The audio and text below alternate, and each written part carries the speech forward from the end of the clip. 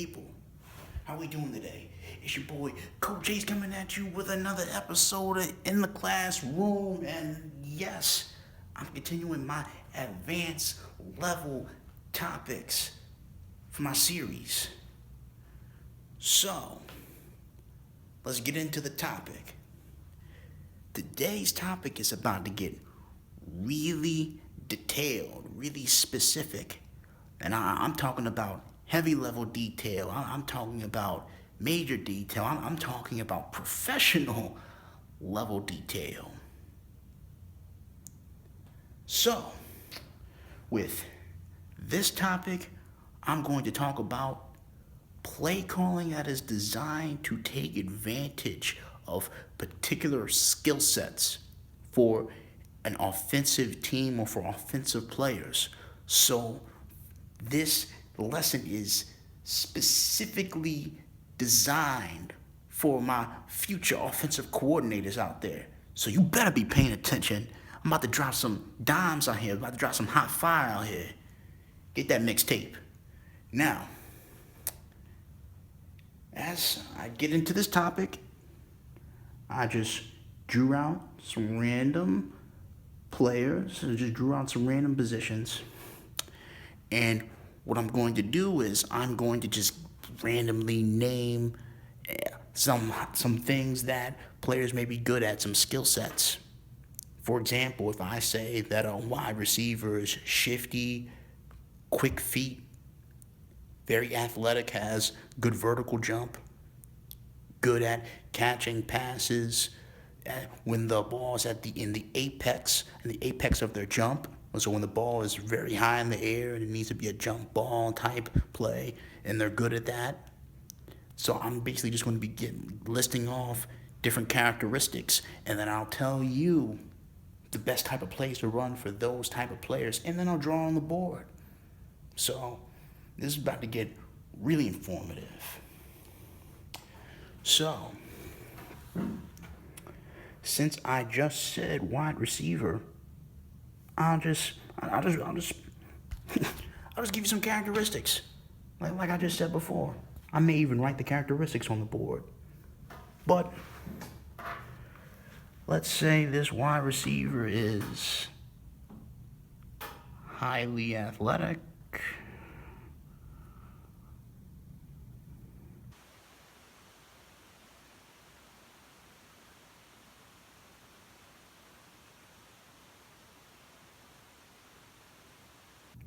Fast top end speed.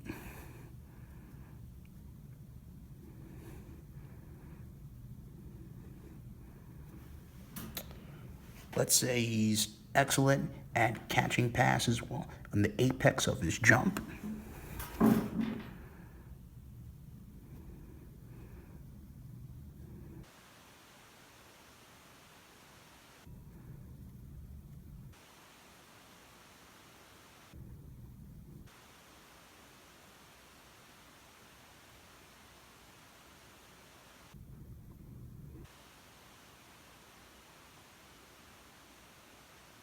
Say they're good at catching passes while being harassed or highly well defended. There you go. While being well defended by the cornerback or safety.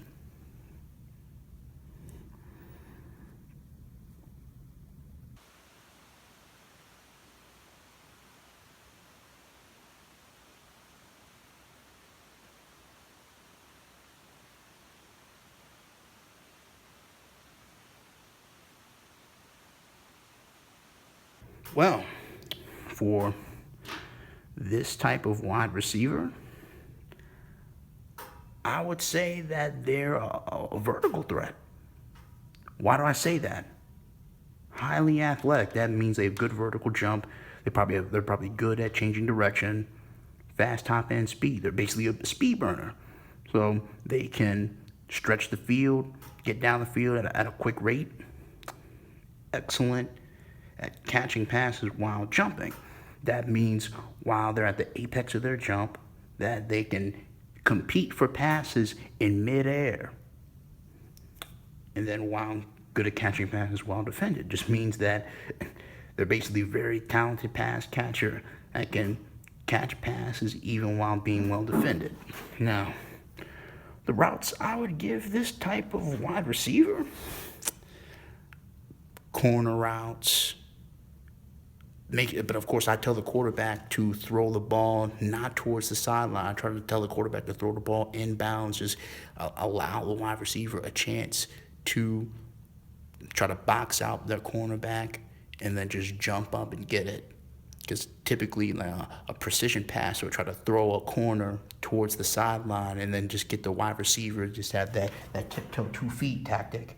But for this particular wide receiver, I didn't list the fact that they have excellent balance and perfect footwork. So I just try to tell the quarterback, okay, just throw it inbounds, throw it high, allow them to use their leaping ability to their advantage. So now for the routes that I give them, definitely a 9 route. I'd run a 9 route with them, probably based on my play calling, 20% of the time for this particular player.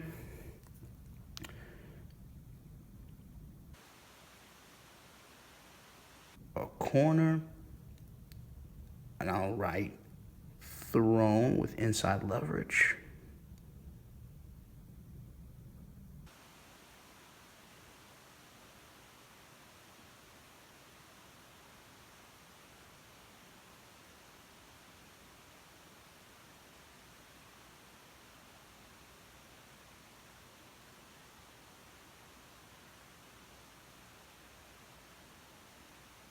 With them, good 5% of the time.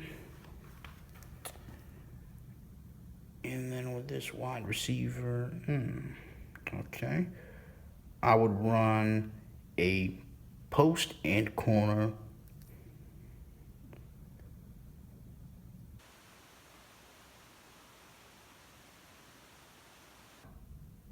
Arching vertically instead of towards the corner, arching up. Well, you know what?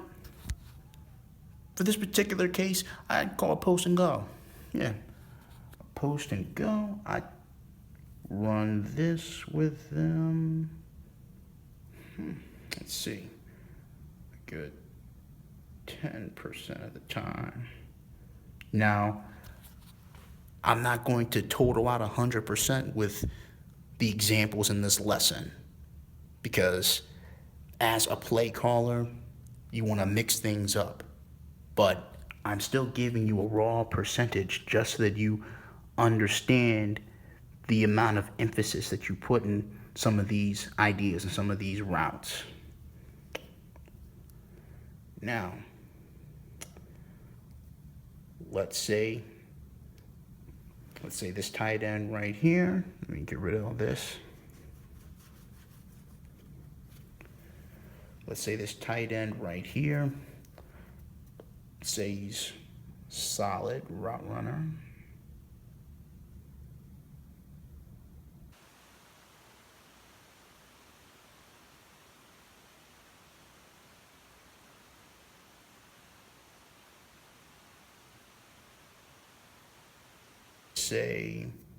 Let's say he has good hands.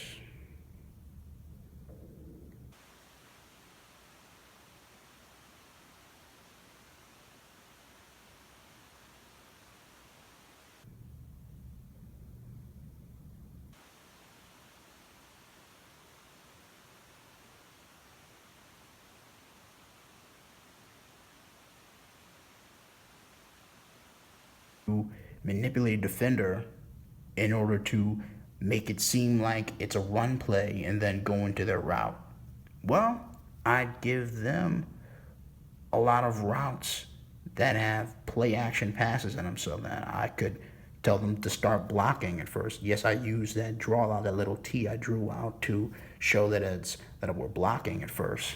But then, after they initially block for like 1 to 2 seconds, and after the play action fake is used, tell them to go into a slant, I'd run that 25% for that tight end. Run a quick curl. Percent.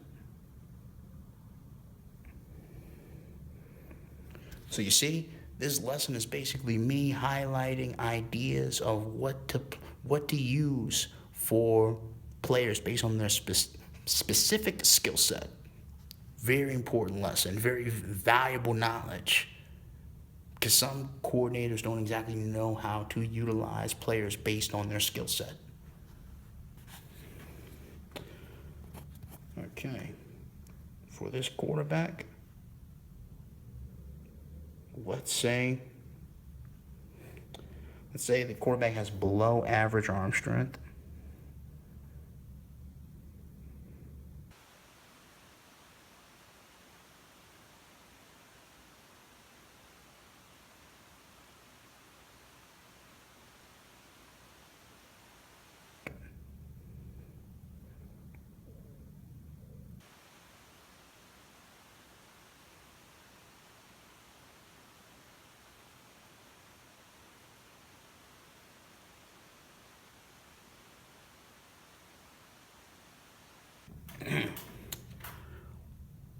Let's say he's very good at reading defenses.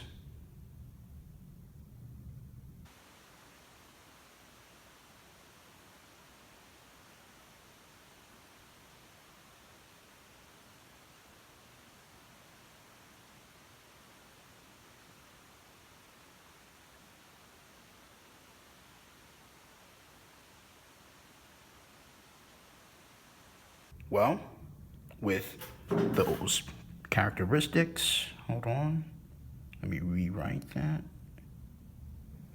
With those characteristics, we're running a lot of slants, a lot of curls and hooks.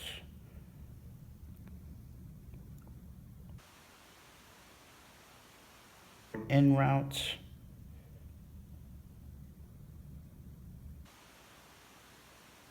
Routes.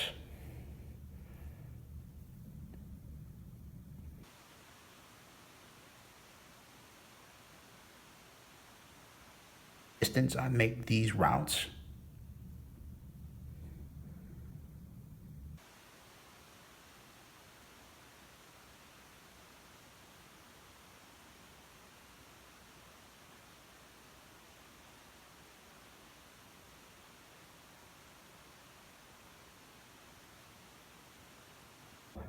I would try to utilize their athleticism by using a lot of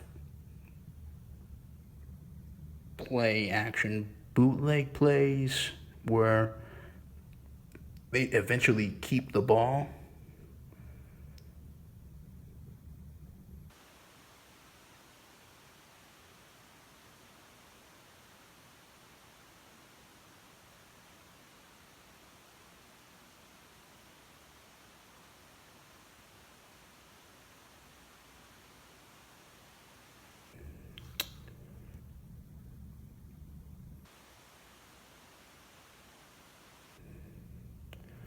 Let's say they're very athletic.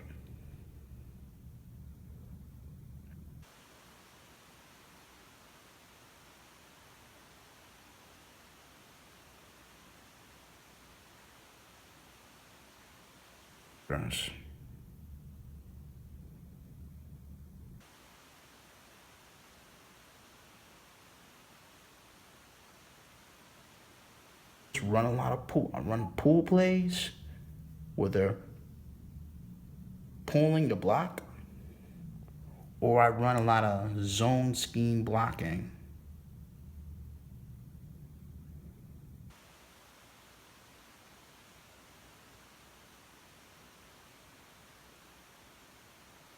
Lesson is for people who actually consider themselves to one day be coaches or in particular offensive coordinators.